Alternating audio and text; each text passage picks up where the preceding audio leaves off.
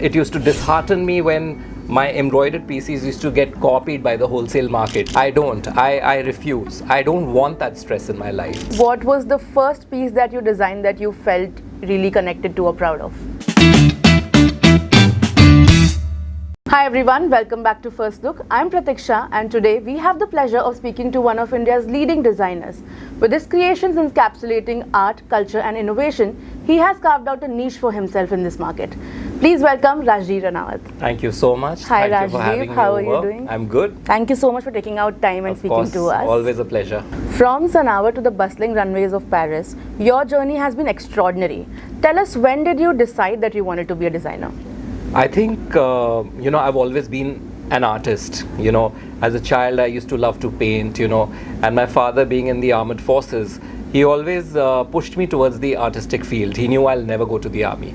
So, Sanar is a boarding school, right. And I studied there. And the moment I was crossing my 12th boards, my dad told me during the holidays that you can apply for NIFT or NID, use your artistic talents, and check it out. And I remember coming in the first 20 in India for NIFT entrance. And when I graduated from Sanar, I went into NIFT and I sort of molded my artistic skills into a dimension of clothing. So that's why, till date, I'm known for art to wear. I'm known for prints. Prints, right. Yes.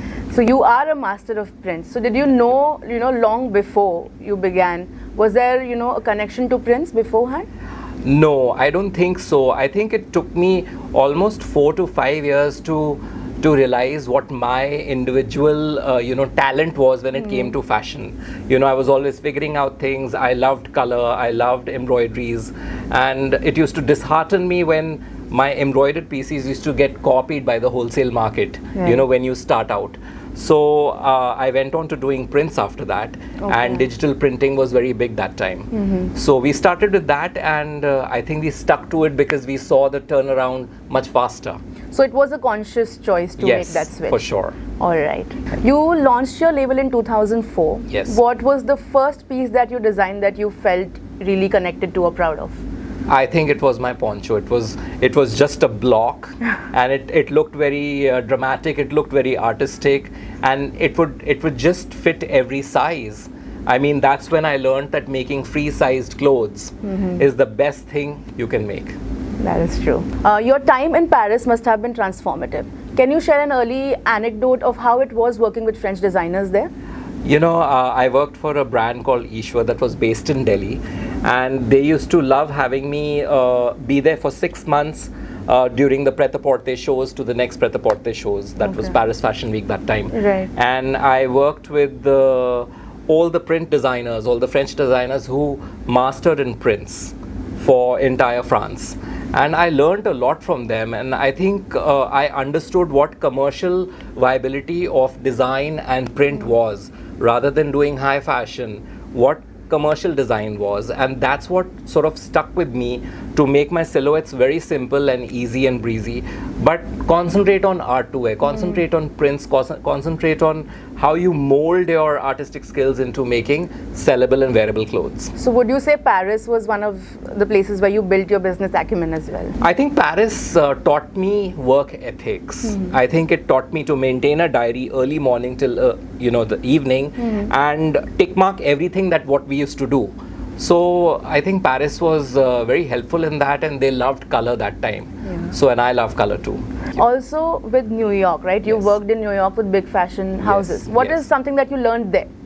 That was all about what the buyer wanted. You see, there were buyers who wanted colorful clothes, there were buyers who wanted monochromatic, there were buyers who obviously wanted simple silhouettes. So I think New York also, we learned a lot of commercial fashion, commercial aesthetics of design, and I think Paris and New York went pretty much hand in hand. Although French designers worked with a lot of creative, cuts and silhouettes, whereas Americans worked with very simple silhouettes. Straightforward. Yes. All right. So now Paris and New York seem to be, places that defined your career. Right. How would you say India added to it? I think when I started my brand, I remember starting it with 2 tailors at the back of my house.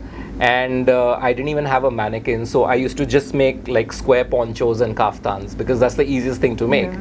And in those ponchos and kaftans, I did my prints, I did a bit of embroidery, and I used to just mark it up by 500 rupees. And they used to just sell out within 2 days.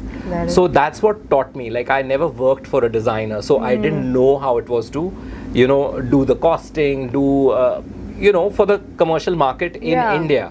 Right. But I think it was all a great experience. And today, wherever we are thankful to all the clients and buyers for that. Definitely. Who or what would you say have been your biggest sources of inspiration? I think it's my travel. It's just so arty. It's just so inspirational. Wherever I travel, I think it's the cities, it's the countries, it's the culture. So all that is my inspiration. Is it both professionally and personally? Yes. And which city or country would you say inspired you the most? I think my first breakthrough collection was Santorini. So that's an island in Greece. And recently I've been visiting a lot to Italy. So I think Italy and the Renaissance artists are playing a very, very important role in my life today. Has it ever happened that you've revisited a place and that has inspired you to create a different collection? Yes. I've done a collection called Bali when I visited Bali almost about 8 years ago. And then 4 years later, I visited Bali again and created a different version of Bali. And I showcased it differently. So there were two versions of the same city as an inspiration, but I did it very differently. Nature and heritage play a pivotal role in your designs. Can you share an anecdote, a story where something specific has inspired your collection? Nature has been my best mentor. My father himself is an inspiration because he loves gardening. He used to, when I was a kid, he used to always tell me that's the name of this flower or that's the name of this plant. So I think that imbibed within me, as nature being the best mentor and inspiration for me. Plus my boarding school, Lawrence School, Sanar itself is a mountain surrounded by beauty and nature, So I think while growing up, it's just there within me. Right. And is there a particular fabric that you haven't explored yet, but you would want to in your future collections? I think today the fabric which everybody seems to be talking about is recyclable plastics and sustainable plastics or rubber and creating these waste materials. That is something I don't think I have tried or I ever will. Okay. I stick to my pure silks, my pure fabrics, so I'm pretty happy in that field. Now, fashion as an industry keeps on evolving. How do you stay motivated in an industry that has many trends that keep on switching? How do you stay true to your design aesthetic? I think I've realized what my design philosophy is. It's art to wear, it's simple clothes, simple silhouettes, fluid, using pure silks, not using polyesters. So that form of sustainability is what we offer to the industry, and I'm pretty happy in that space, So I don't think I can evolve with the change of trends. I don't like to look at trends. I think it's best to create your own trend because you have a vast clientele and we create something or the other for every genre of women. If you could describe your creative process in one sentence, what would it be? Art to wear. Can you walk us through your creative process? How does an idea come to you when it comes to a collection? How do you turn it into your creations? I think, like I said, I like to travel to different countries and places. I take my camera, I photograph the murals, I photograph the streets, I photograph the art, what the people are wearing. I study a lot of history, a lot of costumes of that country, and I come back and I put together a mood board and then make a collection, collecting all the resources from what I've visited. We get down to doing the graphics, doing the silhouettes, we get down to choosing the fabrics and the embroideries. So it's a wonderful process. I mean, I really truly enjoy creating every month. Your collection, Nizam, is rich in history and storytelling. What inspired this collection?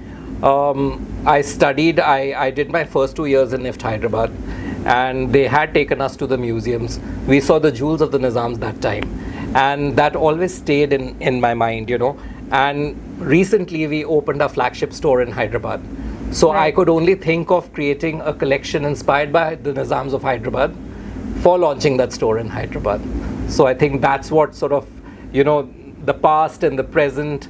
I sort of fused European sensibilities with the jewels of the Nizams as prints and Swarovski crystals. So it's a pretty nice global concept that we've done this time. Right.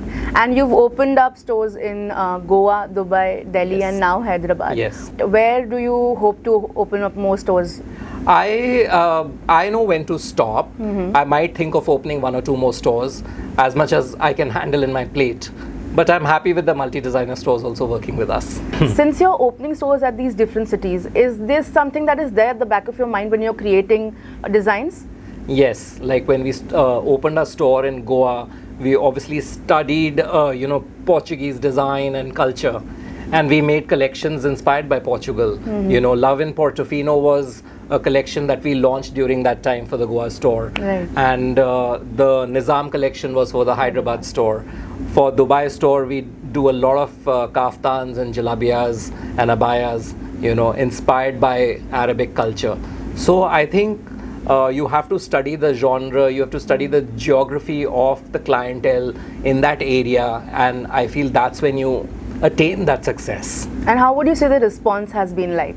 Well, the response has been tremendous. I mean, thankfully we haven't been able to shut any stores yet, so it's good to sustain your business. It's good to be constant and consistent, I feel. Looking back, what would you say was the most difficult collection to work on? I think I've enjoyed every collection. Every collection's a baby of mine. I can't really choose, the one which was difficult or which was my favorite. So all of them, I've just enjoyed my journey creating them. And today we are creating collections every month. So, I mean, there's no stopping us in that field. If prints could speak, what stories would your prints say? I think they'll tell tales and sagas of, cultures of Japan and Italian, arts and masterpieces, and Greek mythology. I think from all over the world. Yeah. Because it's inspired by your travels, Yes, right? for sure. Taking it back to your creative process, is there a particular ritual that you follow before you begin working on a collection? No, I think it just comes into my head. I might think about it, before sleeping. And next morning, I'll be sitting with my graphic artists. I'll be sketching on my iPad. And I would like to see one sample the next day. Thankfully, we have in-house digital printing and designing. All that comes into a factory is white fabric. I don't allow anything else. Okay. And what goes out of the factory is what you see all over the place. So that entire space of creativity is like my holy kingdom. How do you deal with a creative block? Is that something that you struggle with? I do struggle with it sometimes, but since there's so much in my head, it just sort of it takes me time to come out with that collection for that month or for that season, and then I'm stuck to it and I just put my entire heart and soul into it. How would you want your label to be remembered in the industry?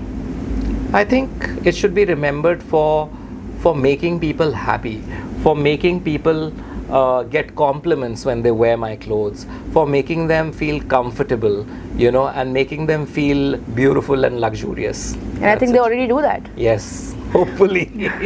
What would be one advice that you would like to give an aspiring designer? Never ape somebody, never copy somebody. Right. In the name of inspiration, you cannot start doing what your mentor or your designer is doing. Absolutely. You have to create your own individuality when it comes to design and your brand and design philosophy. Absolutely. Yes. All right, Rajdeep, let's move to the fun segment, the Sure. rapid fire segment. Okay, your answers have to be crisp. Okay. All right. If you weren't a fashion designer, what would you be doing today? I'd be an animator. Animator. Yes. All right. What's the strangest or funniest inspiration you've ever drawn for a print or embroidery? No answer for that. Tea by the Himalayas or coffee in Paris? What would you Coffee pick? in Paris. Okay. Do you have a favorite fabric or embroidery technique? I like silk. I love silk, and that's about it. And who is your dream muse? Karina. Kareena Kapoor. Yes. That is lovely. All right. Thank you so much, Rajdeep, Thank for taking Thank out you for time. having me. Hi, this is Rajdeep Ranawat, and thank you for having me over today for the First Look conversations. I enjoyed myself, and I hope to do it again really, really soon.